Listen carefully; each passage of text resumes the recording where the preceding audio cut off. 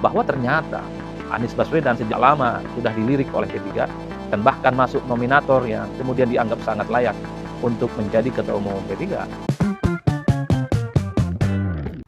Bismillahirrahmanirrahim. Assalamualaikum warahmatullahi wabarakatuh. Saya kira dari sekian begitu banyak isu politik yang ada di Indonesia hari ini, salah satu isu yang terus mencuat dan menarik adalah soal siapa kira-kira calon ketua umum P3 yang dinilai layak dan pantas untuk mengantarkan partai ini kembali lolos ke parlemen di Pileg 2029. Begitu banyak nama-nama yang bermunculan, satu persatu elit-elit P3 menyebut nama, baik dari kalangan internal ataupun eksternal yang dinilai punya kapasitas, punya kompetensi untuk membuat bagaimana P3 itu bisa lolos ke parlemen kembali. Karena kita tahu bahwa di Pileg 2024 yang lalu, untuk pertama kalinya dalam sejarah, bahwa P3 itu tidak lolos ke parlemen. Tentu itulah yang kemudian menjadi pukulan yang cukup telak bagi P3, yang kemudian tidak mengherankan menghadapi Pileg di 2029, P3 sedang mencari kira-kira siapa ketua umum partai yang kemudian dinilai punya segala-galanya, modal sosial, modal politik, modal ekonomi, tentu untuk mengantarkan partai Islam ini kembali eksis, kembali berjaya, dan tentunya banyak bicara dalam konteks politik nasional. Banyak nama yang bermunculan, misalnya Gus Romi itu menyebut sejumlah nama dari pihak eksternal. Ada misalnya nama seperti Saifullah Yusuf, ada kemudian juga Pak Dudung, ada juga Pak Amran Sulaiman. Tiga-tiganya adalah orang yang saat ini menjadi bagian dari kekuasaan politik pemerintah. Tapi Gus Ipul dan juga kemudian Pak Dudung menyatakan tidak terlampau bersedia untuk menjadi bagian dari P3. Bahkan ada juga elit-elit P3 seperti Bang Ade Irfan Pulungan menyebut sosok Jokowi sebagai sosok yang dinilai punya segala-galanya yang akan kemudian mengantarkan P3 itu akan kembali kuat dan bahkan akan menjadi partai yang besar. Tentu dengan catatan kalau Pak Jokowi itu bersedia menjadi bagian dalam orang penting yang ada di P3 yang kemudian dinominasikan sebagai calon ketua umum P3. Inilah yang saya kira memang per hari ini begitu banyak nama-nama yang dimunculkan oleh internal P3, tapi munculnya pihak-pihak eksternal ini juga mendapatkan semacam resistensi atau semacam logika yang berbanding ketika muncul elit-elit P3 yang lain yang mengatakan bahwa P3 itu adalah partai kader, partai yang solid, yang sebenarnya tidak terlampau melirik pihak-pihak eksternal yang kemudian bisa dijadikan sebagai nominator untuk menjadi ketua umum mereka. Karena kalau mengacu pada ADART P3, tentu tidak mudah untuk menjadi calon ketua umum. Salah satu syarat yang paling berat bagi pihak eksternal adalah ketika mereka itu untuk mencalonkan diri sebagai ketua umum P3 minimal menjadi pengurus DP3 itu minimal 1 periode. Jadi nama-nama seperti yang sudah disebutkan oleh Gus Romi itu ya, mulai dari Pak Dudung, kemudian Pak Amran Sulaiman, kemudian Pak Saifullah Yusuf, termasuk juga nama Pak Jokowi tidak masuk dalam kategori ini. Karena apapun judulnya, nama-nama semacam ini adalah nama yang memang bukan menjadi bagian dari P3.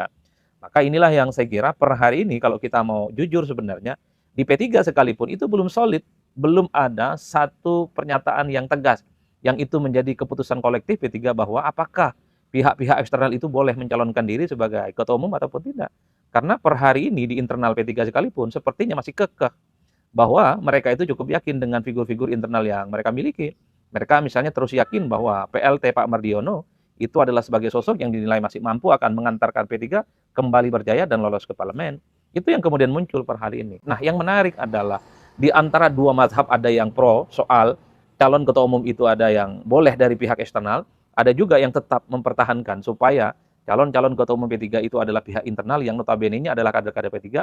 Belakangan ini sudah mulai terungkap bahwa ternyata Anies Baswedan sejak lama sudah dilirik oleh P3 dan bahkan masuk nominator yang kemudian dianggap sangat layak untuk menjadi ketua umum P3. Tentu ini yang saya kira memang menjadi salah satu diskursus yang menarik karena misalnya salah satu pihak P3 yang menominasikan bahwa Anies itu dianggap sebagai sosok yang sangat mampu membuat P3 itu maju dan sangat layak memimpin P3 ya adalah seperti pengurus P3 Jakarta yang melihat bahwa Anies itu sebenarnya secara emosional dan secara basis konstituen adalah mereka yang sebenarnya sudah terintegrasi dan memiliki kohesivitas yang kemudian saling bersaut-sautan dengan Anies Baswedan. Oleh karena itu, menarik bagi saya kalau kembali bicara tentang variabel-variabel tentang Anies Baswedan. Sekali lagi, kalau kita membaca argumen-argumen survei, per hari ini sekalipun, basis konstituen P3, basis pemilih P3, loyalis P3 yang ada di akar rumput adalah mereka yang sebenarnya terkonfirmasi mayoritas memilih Anies Baswedan di Pilpres 2024 yang lalu. Bahkan dalam Pilkada Jakarta 2017, P3 itu adalah tegak lurusnya dengan Anies Baswedan. Jadi kalau kita membaca akar sejarah politik bagaimana pendukung P3 dibandingkan dengan nama-nama yang lain dari pihak eksternal itu adalah sebenarnya P3 itu memang lebih dekat dengan Anies Baswedan secara politik ya. Kalau dengan Pak Jokowi kita tahu justru kader-kader P3 itu sangat resisten. Begitu banyak kader-kader P3, grassroots P3 memang di bawah itu tidak terlampau akur dan bahkan sangat vokal dan bahkan juga sangat kritis dengan Pak Jokowi. Jadi sekalipun Pak Jokowi itu masuk nominator yang sempat disebut ya oleh Ade Irfan Pulungan, kalau Pak Jokowi berminat jadi ketua umum P3 akan mengantarkan P3 itu sebagai partai yang besar. Tapi sekali lagi kalau kita membaca basis konstituen P3, sama sekali itu tidak teridentifikasi sebagai pemilih yang dekat dengan Pak Jokowi. Justru Jokowi itu adalah sangat identik dengan PSI, 11-12 dengan PSI. Ideologi politik PSI per hari ini itu kiblatnya hanyalah kepada Jokowi bukan kepada yang lainnya. Ini adalah hal-hal yang memang secara saintifik, secara ilmiah harus diakui. Dibandingkan dengan nama-nama lain, pihak eksternal itu ya Anies sebenarnya masuk salah satu nominator yang bisa disebut bisa lebih unggul di basis-basis konstituen P3. Cuman kan menjadi problem kalau Anies Baswedan yang kemudian masuk dalam radar P3 ya, atau misalnya menjadi calon kuat di P3. Kalau kita membangun argumen bagaimana P3 ingin menyongsong kekuatan politik mereka, kembali tampil di Pileg dan menang di 2029 misalnya, P3 itu ingin merangkul semua kalangan, ingin masuk ke semua kepentingan-kepentingan politik. Nah kalau bicara itu maka variabel terpentingnya adalah bagaimana P3 itu menjadi bagian dari kekuasaan politik pemerintah hari ini. Dalam konteks itulah kalau memang Anies misalnya kuat menjadi nominator calon ketua umum P3, dalam konteks hubungan politik dengan kekuasaan, Anies tidak masuk. Per hari ini kita tahu bahwa ada barrier, ada tembok yang begitu tebal bahwa sebenarnya Anies itu tidak diterima di kubu kekuasaan, tidak diterima di kubu pemerintah hari ini. Disitulah kemudian P3 itu punya kesulitan. Satu sisi basis konstituen P3 itu ke Anies, satu sisi misalnya ada sejumlah elit P3 yang melirik Anies sebagai calon ketua umum, tapi pada saat yang bersamaan, ketika bicara tentang variabel P3 harus merangkul semua kalangan, ingin berkongsi dengan semua kepentingan politik, dalam konteks ini salah satunya adalah pemerintah, Anies di situ tidak masuk nominasi. Karena apapun judulnya per hari ini, Anies itu sepertinya adalah sebagai sosok yang memang dimarginalkan secara politik oleh kekuasaan hari ini. Oleh karena itu, maka nama-nama seperti Pak Dudung, kemudian siapa lagi, Pak Amran Sulaiman, kemudian Saifullah Yusuf, ya mungkin Pak Jokowi itu sebenarnya lebih dekat dengan kekuasaan pemerintah hari ini. Sekalipun kita tahu Gus Ipul sudah menolak, Pak Dudung juga sudah menolak, karena tidak mau lagi dikait-kaitkan dengan P3. Tapi secara prinsip, kalaupun toh mencari ketua umum P3, ingin mengembalikan kejayaannya, salah satu variabel pentingnya adalah memiliki kedekatan dan hubungan politik yang mantap dengan pemerintah hari ini. Itu adalah variabel yang tidak mudah. Itulah yang saya sebutkan. Bicara tentang siapa kira-kira ketua umum P3 per hari ini, itu sangatlah rumit serumit-rumitnya. Ada begitu banyak nama-nama pihak eksternal, satu persatu sudah bermunculan, disampaikan silih berganti oleh elit-elit P3, tapi tentu di antara mereka yang muncul juga ada plus dan minusnya. Sebut saja misalnya Anies yang mengemuka, Anies memang populer, per hari ini punya captive market, ataupun ceruk pemilih terutama di kalangan-kalangan kelompok Islam, termasuk di kalangan kelompok kritis. Tapi sekali lagi, sosok Anies itu kan punya jarak psikologis, bahkan tembok tebal dengan pemerintah hari ini. Karena di Indonesia itu ada kecenderungan, siapapun yang menjadi ketua umum partai, memang harus memiliki irisan yang cukup dekat dengan pemerintah, dengan kekuasaan. Itulah yang saya kira saya perlu untuk ikut turun rembuk terkait dengan sosok Anies yang dikait-kaitkan dengan soal kemungkinannya menjadi salah satu ketua umum P3. Itu kita bicara ketua umum pihak eksternal. Tapi banyak juga loh elit-elit P3 yang sebenarnya tidak terlampau yakin dengan pihak eksternal bahwa mereka itu akan mengantarkan P3 kembali jaya dan kembali solid. Dan mereka cukup aku yakin bahwa resource politik, mesin politik P3 hari ini itu masih cukup bisa dimungkinkan untuk memenangkan pertarungan di Pileg di 2029, minimal lolos.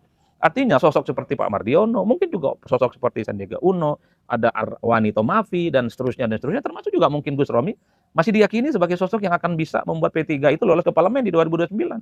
Kalau pihak eksternal yang misalnya disebut ada nama Pak Jokowi, karena dinilai populer, punya magnet politik yang cukup luar biasa, dan seterusnya, ada kalangan P3 yang membantah dulu misalnya Pak Jokowi ketika dekat dengan PSI, ternyata PSI juga tidak lolos itu ke parlemen, terutama di Pileg 2024.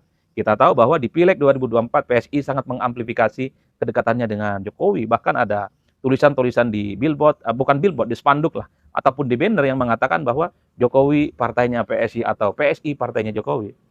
Kata internal P3 yang iman politiknya terus ingin menjadikan internal mereka sebagai ketua umum, bahwa Pak Jokowi juga pernah misalnya di Pileg 2024, pernah juga dekat dengan PSI, tapi PSI tidak lolos ke parlemen. Jadi P3 di internal ini ingin membantah. Kadang seringkali popularitas itu tidak bisa dijadikan sebagai andalan atau acuan utama untuk meloloskan sebuah partai ke parlemen. Bahkan kalangan internal P3 ini mengatakan bahwa Sandiaga Uno itu kurang populer gimana, kurang hebat gimana, kurang pengusaha di mana, kan kira-kira begitu. Dan saat itu Sandiaga Uno di 2024 juga menjadi ketua Bapilu, tapi buktinya P3 tidak lolos ke parlemen.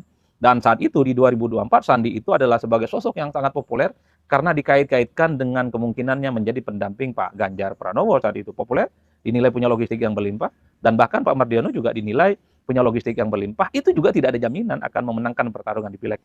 Ini menurut versi kubu P3 yang masih cukup meyakini bahwa sosok-sosok internal P3 itu masih bisa diharapkan akan membuat partai ini lolos ke parlemen kembali di 2029. Kalau kita mau ingat kembali, siapa kira-kira sosok di internal P3 yang dinilai punya kapasitas dan kemampuan mengembalikan kejayaan P3 lolos ke parlemen, ya tentu ada Pak Mardiono, PLT P3, dan tentu saja ada nama Sandiaga Uno. Di situ ada Gus Romi, kita tahu adalah Gus Romi atau Roma Hurmuzi ini adalah sosok yang cukup penting dan kaderisasinya mulai dari bawah, dan cukup dinilai punya pengalaman untuk mengantarkan P3, dan juga ada Gus Arwani Tomafi, sekjen P3 hari ini. Sosok-sosok yang masih dinilai oleh internal P3 meyakini bahwa di antara sosok-sosok ini adalah sosok kompeten yang akan membawa kembali P3 lolos ke parlemen. Apalagi misalnya kalau kita mengacu pada putusan Mahkamah Konstitusi, ambang batas parlemen itu bukan 4% lagi loh, di bawah 4%. Kalau itu acuannya, ya saya kira memang siapapun yang jadi ketua umum P3 di internal P3 itu sangat mungkin akan meloloskan P3 ini ke parlemen. Karena hasil pileg di 2024 P3 itu kan 3,8%. Itu sudah cukup besar bahwa sebenarnya P3 masih punya opportunity akan kembali tampil di parlemen. Tapi pada saat yang bersamaan kan kita tidak bisa menutup mata bahwa orang-orang seperti Gus Romi, Ade Irfan Pulungan, kemudian misalnya pengurus P3 Jakarta yang mengusulkan nama-nama eksternal di luar internal P3 itu kan sebagai bentuk bagaimana sebenarnya mereka-mereka itu tidak percaya kader-kader P3 internal hari ini tidak akan mampu membawa P3 akan kembali lolos ke parlemen. Wajar silih berganti nama yang dari pihak luar itu kemudian dikaitkan dengan P3. Ada Dudung ya sekalipun sudah nolak, ada Saifullah Yusuf sekalipun sudah menolak. Nah, sekarang publik nunggu itu bagaimana statement Pak Amran yang dinilai juga punya kan besar untuk memimpin partai Islam ini. Pak Jokowi ya tidak memberikan respon apapun, jangan-jangan Pak Jokowi ketika dikait-kaitkan dengan P3 ya sebenarnya ya biasa saja karena Pak Jokowi itu dinilai lebih identik dengan PSI dibandingkan dengan P3. Ataupun ketika muncul nama Anies ya, Anies pun juga sepertinya dingin-dingin saja dan hanya P3 yang ramai satu persatu menyebut nama mereka, tapi nama-nama yang disebut itu sepertinya mereka tidak punya reaksi apapun dan terkesan dingin ya menanggapi ketika namanya itu dikaitkan dengan P3. Apa yang kemudian membuat sejumlah tokoh ya, ada yang terkesan dingin kemudian bahkan menolak jika dikaitkan dengan P3, terutama dari kalangan eksternal.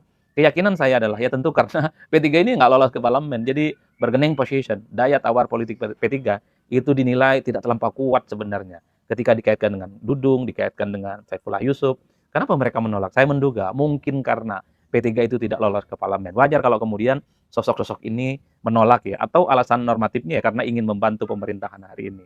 Begitupun misalnya ketika Pak Jokowi berulang kali disebut, ataupun Anies Baswedan dinominasikan sebagai calon P3, tidak ada respon apapun dari Jokowi. Ya mungkin karena bagi Jokowi, P3 nggak cocok dengan dirinya. Kenapa ya? P3 ini partai Islam, Pak Jokowi mewakili sosok yang nasionalis, dan basis pemilih P3 itu memang sejak lama sangat berjarak dengan Jokowi. Begitupun dengan Anies Baswedan. Terkesan tidak memberikan respon yang antusias ketika dirinya itu dikait-kaitkan dengan soal kemungkinannya menjadi ketua umum P3. Tapi ala kulli hal, di tengah dinamika yang terus berkembang, yang ingin saya katakan satu soal P3. P3 ini sepertinya sedang melakukan beauty contest, semacam kontes kecantikan dalam tanda kutip ya, mencari calon-calon ketua umum yang dinilai akan mampu mengantarkan P3 lolos ke parlemen untuk 2029. Udah itu aja. Ada pihak yang sepertinya tidak yakin dengan kader mereka sendiri, sehingga muncul nama-nama dari pihak eksternal.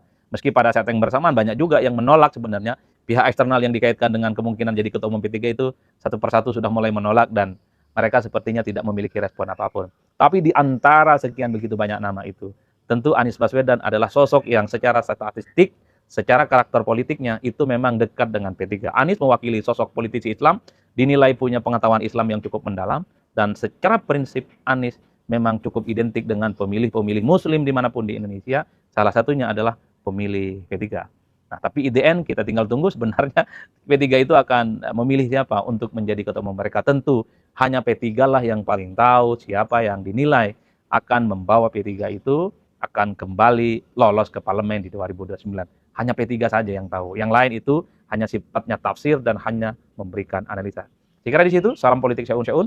Pastinya mantap semangat. Halo teman-teman, berjumpa bersama saya di Politik Dangi ya. Kalau kita melihat bagaimana analisis dari seorang Adi Praitno, ini sungguh luar biasa mengagumkan ya. Kalau kita melihat bagaimana pemaparan Bung Adi Praitno, teman-teman, ini mensyaratkan bahwa P3 ini, teman-teman ya, mayoritas ingin supaya Pak Anies Baswedan ini jadi ketua umum mereka ya.